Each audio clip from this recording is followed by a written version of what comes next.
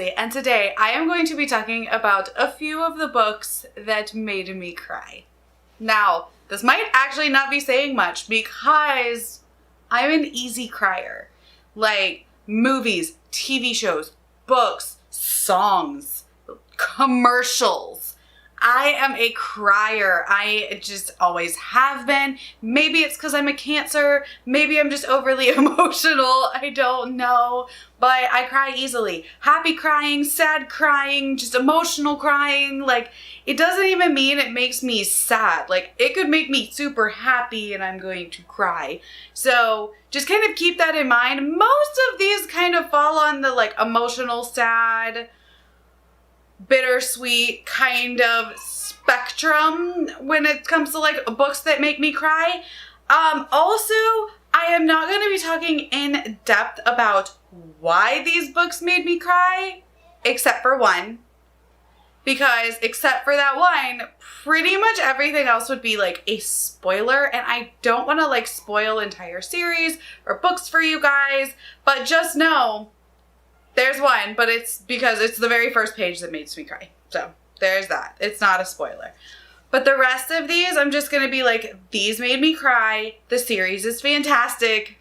You should read them because I don't want to spoil anything. A couple of these are like last book in series 2. So I don't want to spoil the entire series by being like, this is why it made me cry. And then like you don't want to read the series anymore, which would be sad because the series are so great. These are some of my favorite books. Typically, if a book makes me cry, it like jumps up to like one of my favorites because just pulling out that emotions in me, I just love it. So yeah, hopefully you enjoy this, and we're gonna jump into all of the books that make me cry. The first one I want to talk about is The Invisible Life of Addie LaRue. This is an adult fantasy standalone, and it made me cry. Like, there's nothing else that can be said about this book other than it made me so emotional. And I don't think I'm the only one. I think it's made a lot of people emotional from what I can tell. I actually have like a full review of this book if you want to check that out. But basically we are following Addie, who is this girl who basically doesn't want to get married and she wants to just kind of live her life. But the original setting is back in the 1800s in France, so she kind of doesn't really have that option. So she runs away from her wedding day and she's praying and trying to find an answer, and the God that answers kind of grants her this life immortal, but no one will ever remember her. She can walk out of her room and people will forget who she is. So she can't leave a mark on the world. And it's basically just her story. And I love it so much. The ending was so good. This book just made me cry. It made me so emotional. I adore it. So go and check out my full review. Go pick up The Invisible Life of Addie LaRue and let me know if you've read it, if this made you cry. The next book that got me all up in my feels is Sword of Gan by Emma Wang. I was reading this book on a boat last summer, 2 summers ago. Last summer?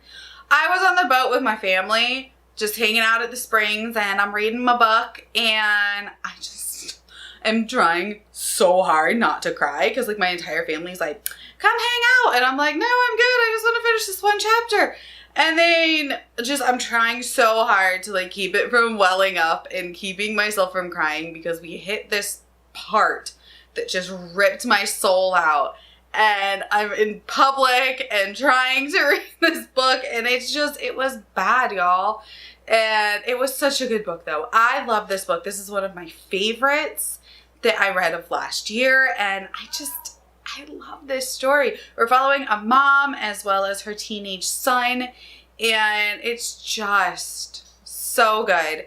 If you haven't read this, I highly recommend you get it. This is a fantasy standalone, and it is self-published, so you can either like read it on Kindle Unlimited if you don't want to like spend the money on actually purchasing a copy.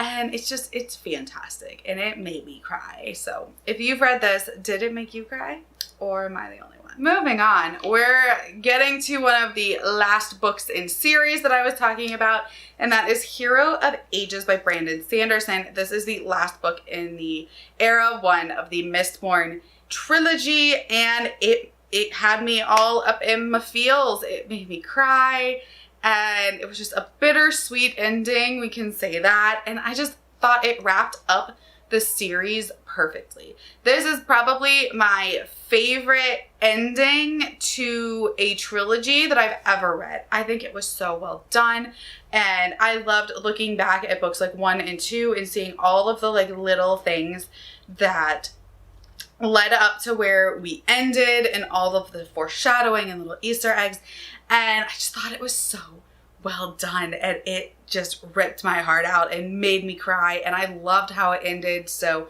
definitely, if you have not read the Mistborn series, highly recommend it. It is probably my favorite Brandon Sanderson just because it's very like nostalgic for me, but highly recommend this one, and Hero of Ages definitely had me crying. The other like conclusion book that made me cry is The Burning God by R.F. Kuang. This is the last book in the Poppy War series, and again, I thought it was a fantastic ending. I thought the very last chapter, like the end was just done so well. I absolutely love it. I couldn't see it ending any other way. It was bittersweet. It was just so good. While I did have some issues with this book as a whole, it was not the ending. I loved the ending, and the ending is what made me cry. The issues that I had were more like the middle of the story. I felt there were some things that I think should have been done differently, but overall, I love the series. It's still one of my top favorite series. The ending, I think, was beautifully done.